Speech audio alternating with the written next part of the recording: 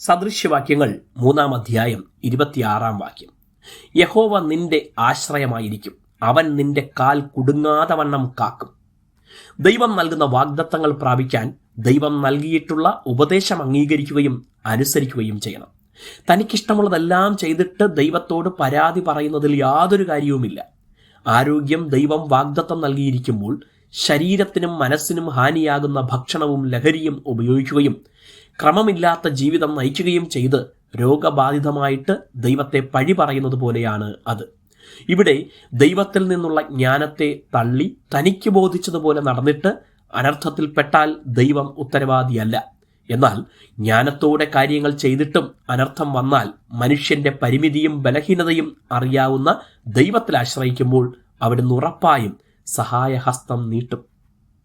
ദൈവവചനത്തിന്റെ ഉപദേശം കൈക്കൊണ്ട് ദൈവഭയത്തോടെ ജീവിക്കുന്നവർക്കുള്ള വാഗ്ദത്തമാണ് ദൈവം അവരുടെ ആശ്രയമായിരിക്കും എന്നത്.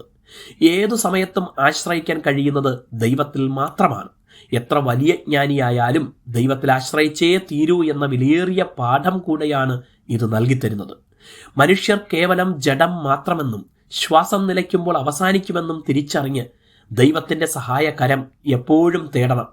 എല്ലാം അനുകൂലവും സുഗമവും ആയിരിക്കുമ്പോൾ പ്രാർത്ഥനയും ദൈവത്തെ അന്വേഷിക്കാനുള്ള ആഗ്രഹവും കുറഞ്ഞാൽ അത് വലിയ അനർത്ഥത്തിലേക്കുള്ള യാത്രയുടെ തുടക്കമായിരിക്കും. എല്ലാ വഴികളിലും ദൈവത്തെ നിനച്ചുകൊള്ളണമെന്ന് സദൃശ്യവാക്യങ്ങൾ ആവർത്തിച്ച് നൽകുന്ന ഉപദേശം ഇതിനെ ഉറപ്പിക്കുന്നു. ഭയം സമാധാനമില്ലാതാക്കും. അനർത്ഥം സംഭവിക്കുമെന്ന ചിന്ത ഉണ്ടെങ്കിൽ എങ്ങനെ ഉറങ്ങാനാകും?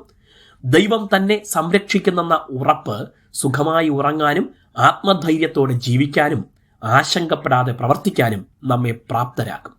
ഈ ലോകം എല്ലാവിധത്തിലും അരക്ഷിതാവസ്ഥ നൽകുന്നതാണ്. എന്നാൽ ഇവിടെ ദൈവം നൽകുന്ന ആയുസ് തികയുവോളം ജീവിച്ചേ തീരൂ. അതിന് നമ്മെ പ്രാപ്തരാക്കുന്നത് ദൈവത്തിലുള്ള ആശ്രയമൊന്നു മാത്രം.